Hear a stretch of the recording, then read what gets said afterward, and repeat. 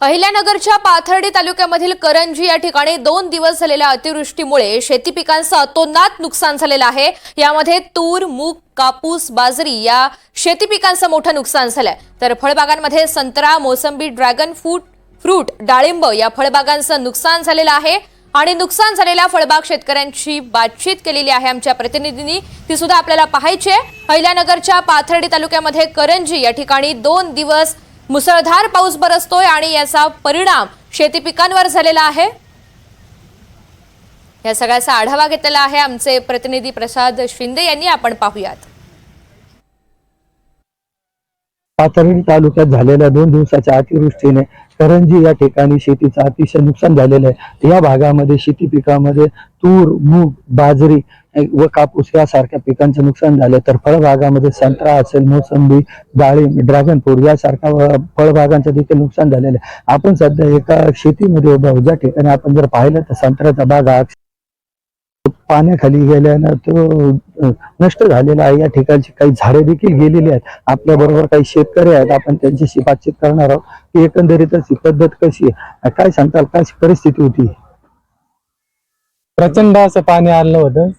साधारण 5-5:30च्या दरम्यान पाण्याचं पूर आलं। लोक झोपत असताना डायरेक्ट पाणी घरात घुसले, झाडं वाहून गेले, कोंबड्या, शेरड्या, कळड्या, ट्रॅक्टर, गाड्या सर्व वाहून गेले आणि जवळजवळ सर्व जणांचे शेतीला संपूर्ण बाधा झालेली आहे। संत्र्याचे झाडं बिडं सगळं उन्मळून पडलेले आहे।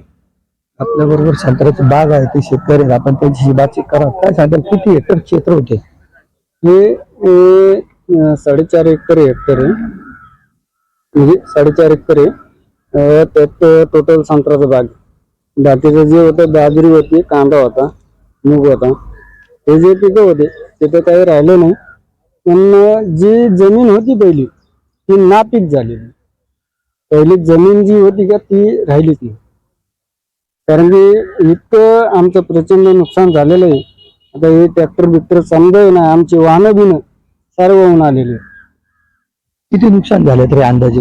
आम्ही बाग विकला होता 4.5-5 लाखाला, तर आता आमच्या हातात रुपया नाही।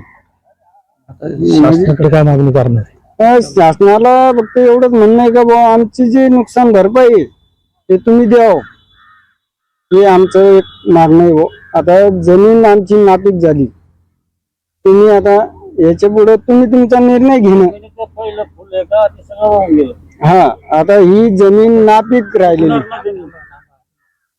आपल्या बरोबर बाबा, काय सांगताल, काय झाले जमीन? ही जमिनीचे सगळे फुले गवरले, सगळं वाहून गेले। मग आता काय मागणी आहे तुमची? काय नाही, आता ते काय सरकार काय देणार आहे, काय नाही, नुकसान भरपाई काय देते काय नाही।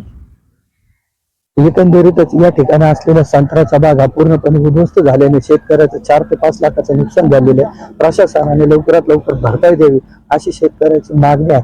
प्रसाद शिंदे, NDTV मराठी, करंजी, अहिल्यानगर।